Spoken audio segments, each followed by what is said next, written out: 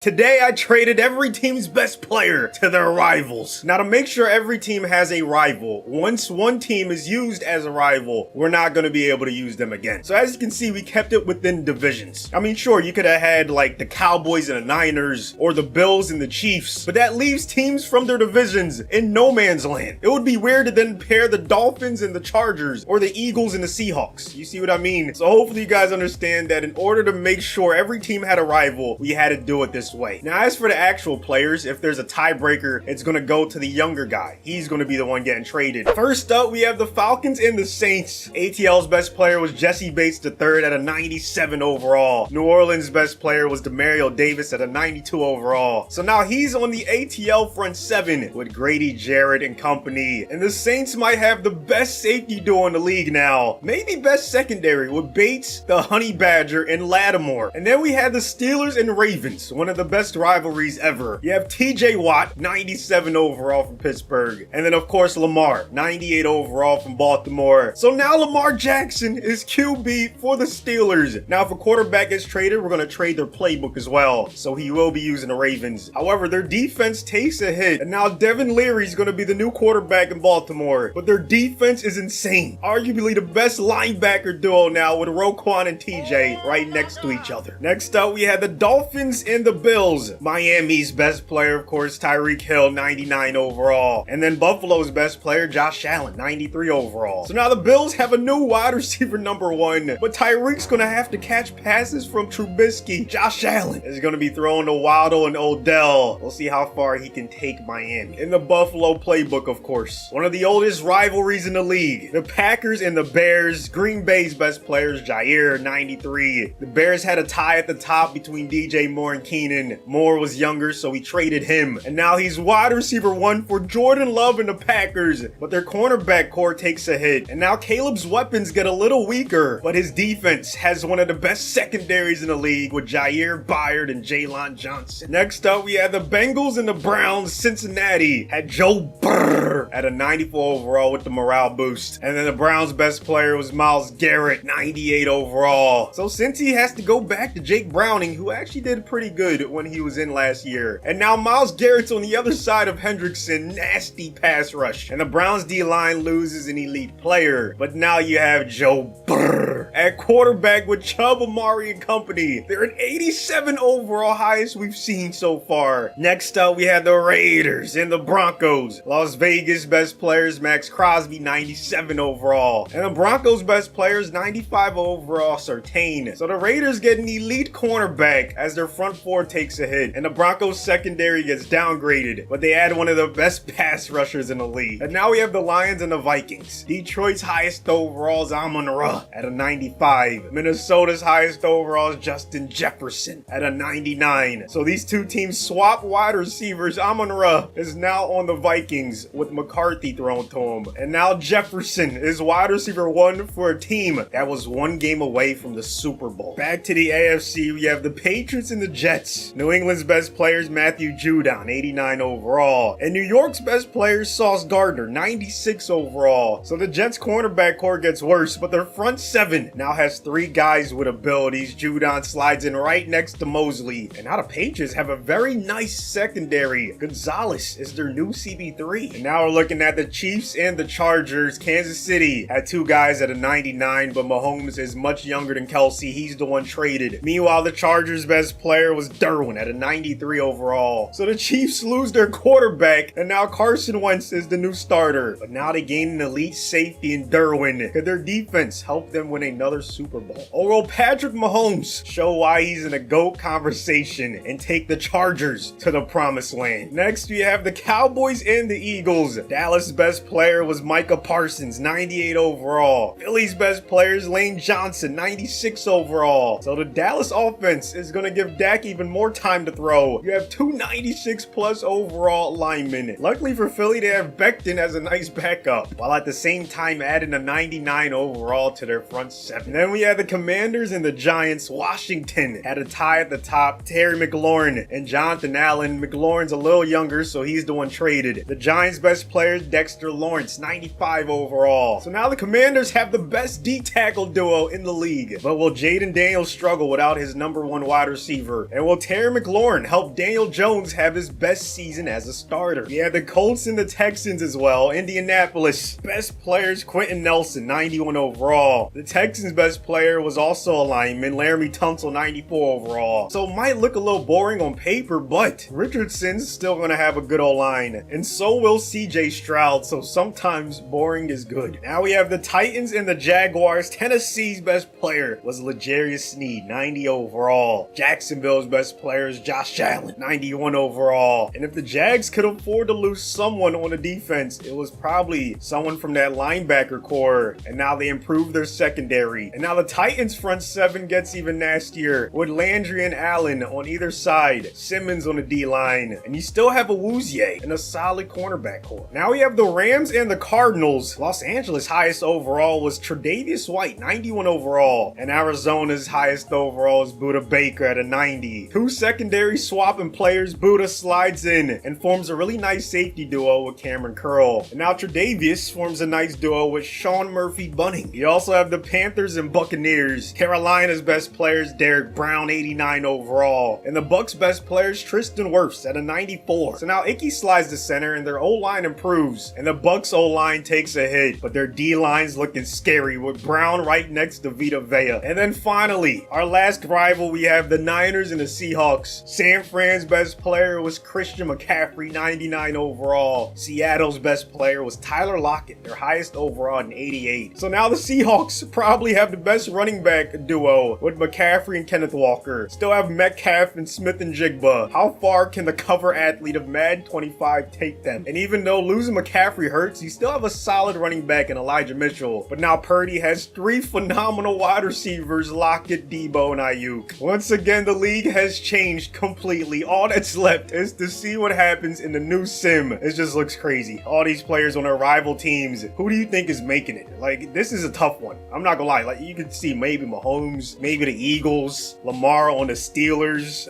This is unpredictable. But why not make a prediction anyways, man? For me, in the AFC, I like the Dolphins. I mean, you still have Waddle, you have Odell, you have a really nice defense, Josh Allen at quarterback. In the NFC, I like the Lions. Amon Ra is incredible. Jay Jetta is probably the best in the league. So I just think he'll take him to that next level. Burrow and the Browns go 15-2. Lamar and the Steelers 14-3. Mahomes and the Chargers 13-4. That guy's different, man. And then you had Allen and the Dolphins. So my AFC pick at least made it to the playoffs. Sneed and the Jaguars. Judon and the Jets. And then Quentin Nelson and the Texans end up making it at 8-9. Once again, another competitive season. A lot of teams right around that 500 mark. Ravens struggled, of course, without Lamar. Bills without Allen go 6-11. Chiefs go 4-13 with Carson. Meanwhile, the Eagles with Parsons go 14-3. Packers with DJ Moore go 13-4. Falcons with DeMario go 12-5. Commanders with Dexter go 10-7. Cowboys with Lane Johnson also go 10-7. Niners make the playoffs without CMC. Lockett helps them go 10-7. And then the Lions, my NFC pick, make it with Justin Jefferson. They go 9-8, barely squeak in. McCaffrey could not help the Seahawks get in the playoffs. I'm a little shocked about that one, man. I thought he would cook. Maybe he still did, but the rest of the team didn't do their thing. We're going to check the stats. Oh, man. The Giants, 3-14. Even with Terry McLaurin, DeMario on the Falcons had 107 tackles, most on the team. Also had 3 tackles for a loss, 3 INTs, 11 deflections, 2 forced fumbles, and a half a sack. Filling up the stat sheet. Meanwhile, Bates had a pretty good season. 70 tackles, 3 tackles for a loss, half a sack, an INT, 3 deflections. TJ Watt with 9 sacks on the Ravens, 13 tackles for a loss, 71 tackles, a deflection, 2 forced fumbles, a fumble recovery. Meanwhile, Lamar, 33 touchdowns, 6 INTs on the Steelers, 3,200 yards, nasty season. He rushed for 988 yards, 4 touchdowns. Tyreek led the Bills in receiving yards and receptions, but he didn't crack 900. He also only had 4 receiving touchdowns. Meanwhile, Josh Allen, 27-11 ratio, 3,800 yards, rushed for 465 on the ground with 7 rushing touchdowns. Jair with 80 tackles for the Bears, 2 INTs, half a sack, 6 deflections. DJ Moore with a 1,000-yard season for the Packers, 89 catches,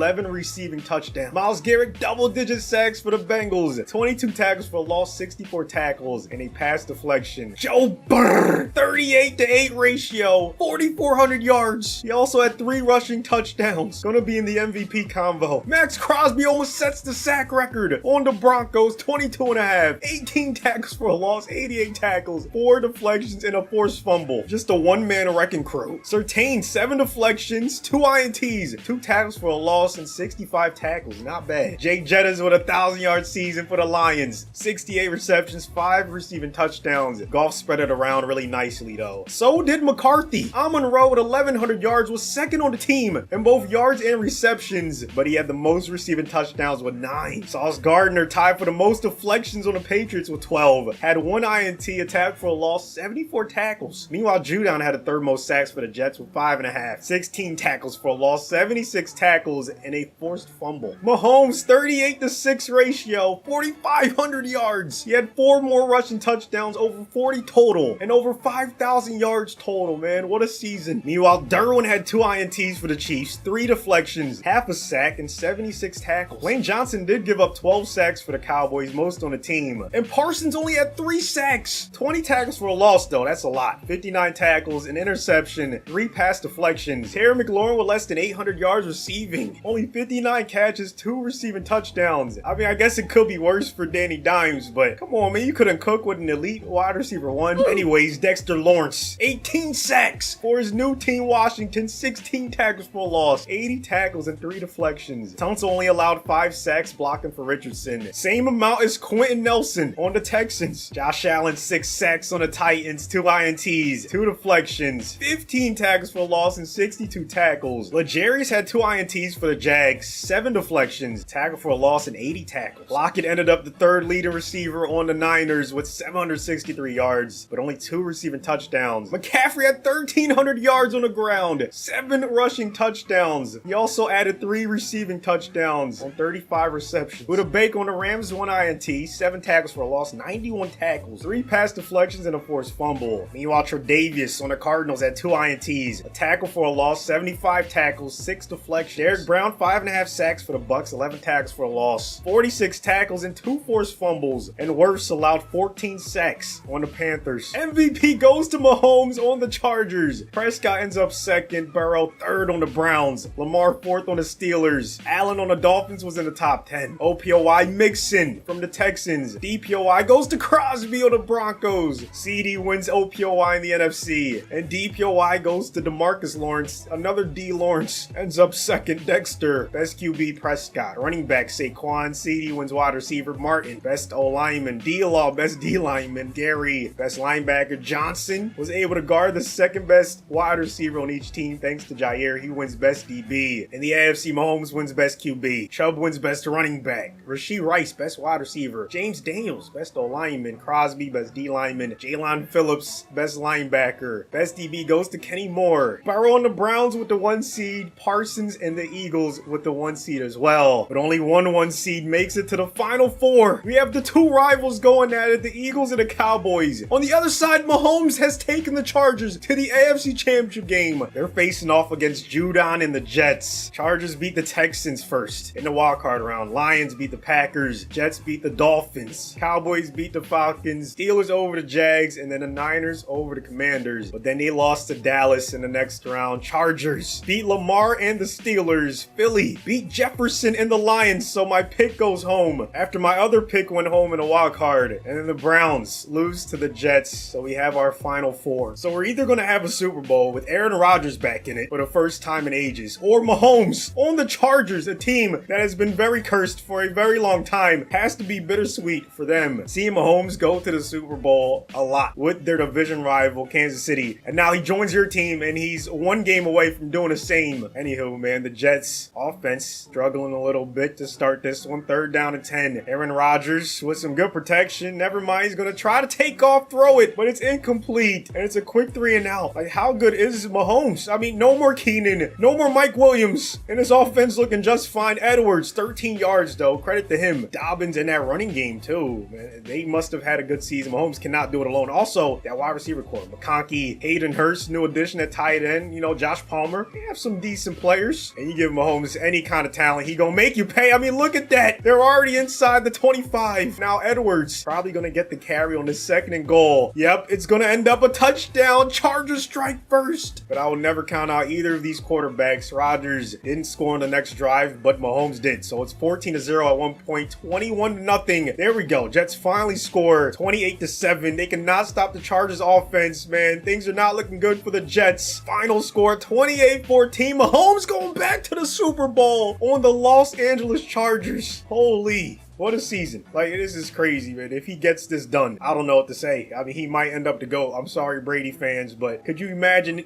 him getting the Chargers their first Super Bowl? Drew down with 4 tackles, a tackle for a loss. Good season by him and the Jets. And now we have 2 guys that were traded for each other. Lane Johnson on the Cowboys, Parsons on the Eagles, battling it out in the NFC Championship game, man. Who would have thought? I mean, neither of them had great regular seasons in this sim. I think Parsons only had like 3 sacks or something crazy like that. Lane Johnson gave up double-digit sacks. So yeah, they didn't play up to their standard, but just them being on their new teams probably helped out the rest of the roster. Hurts surveying the field. He's going to end up taking off. Jalen picking up 8. Very next play, Saquon to the outside, making somebody miss. Showing his versatility, making someone else miss. 2 guys in one play, man. This dude's different. Hurts going to loft this one to the end zone. Trevon Diggs with the easy INT. I don't know if he just didn't see him, but hey, man, great play by that Cowboys defense. Now we get to see the guys that actually got traded. Parsons on that D-line. Lane at left tackle. Oh, Dak getting hit as he throws it. Heavy pressure already from Philadelphia. I mean, the last time they got to the Super Bowl in real life, a couple years back, was because they had such a good pass rush. So maybe that's the formula. Slay gives up a catch. Brandon Cooks with the first down. Last play of quarter number 1. Dak gonna find his tight end Ferguson there across midfield. A couple plays later, though, you're gonna see why the Eagles are here, man. That pass rush. Josh Sweat with half a sack. I think that might have been Parsons in there as well. Now the numbers changed for a lot of these players because their number was already taken. Oh, here comes Parsons again. Sacking his old quarterback. Actually, just going to tackle him and force the fumble. But Prescott still scoops it up. And Dallas is going to miss the field goal attempt. So the Eagles take over with great field position. Crazy start to this division battle, as we should have known, man. 3-0 by Philadelphia early on. But Cowboys get a field goal. Eagles answer back one of their own. First touchdown doesn't come until the 4th quarter. Philly running away with this one. Interception by Devin White. And the Eagles are headed back to the Super Bowl 20-10 over Dallas. Weird game. Like, it wasn't high scoring at all. AJ Brown did his thing. How many sacks did Lane Johnson give up? Only 1. But he did have a pancake. Parsons with half a sack. 2 tackles for a loss. 4 tackles total. That forced fumble. And now he's headed to the Super Bowl. So now we have Mahomes and the Chargers taking on Parsons and the Eagles. You can see the overall difference. Eagles +7 in that category, but the Chargers have that guy. Philly gets ball first in this one. They're gonna have to score a lot of points because Mahomes has that offense in a zone. Barkley picking up where he left off, making people miss. 8 yards on that one. If he could just stay healthy in real life, the sky's the limit for this squad. I mean, look, it opens up. The quarterback runs for Jalen. First down. No more Lane Johnson, but it doesn't matter. They can still run to the left side. Saquon picking up another big gain, running behind Mailata. A few plays later, Jalen Hurts dropping back, going to the top of the screen. It's a wide open Dallas Goedert, who's going to give the Eagles the first lead of the game. Now we get to see Parsons in his defense against Mahomes and his new offense. First play is going to be a run. Edwards only getting a few. First pass from Mahomes. Some time to throw. He's going to scroll out to the left, find his running back Edwards. A lot of history between that guy that made that tackle and Mahomes, man. Bradbury has been in the Super Bowl against Patrick before. Oh, what a catch by Lad McConkey. 4-man rush. Parsons against that right tackle, and Mahomes going to complete it to Josh Palmer. Very next play, Mahomes going to go to his tight end, Hayden Hurst, getting a nice game breaking a tackle. He's down to the 5. 2nd and goal. Mahomes under center. Going to be another run. Edwards untouched in for the score. We're tied up at 7. Holy, we have a good one in the Super Bowl. Every time the Eagles play Mahomes, that's what it ends up being. 10-7 though. 17-7. Mahomes extending the lead 23-7. Philly is going to lose to Mahomes again. Patrick Mahomes went to the Chargers and won them the Super Bowl. That's how good he is.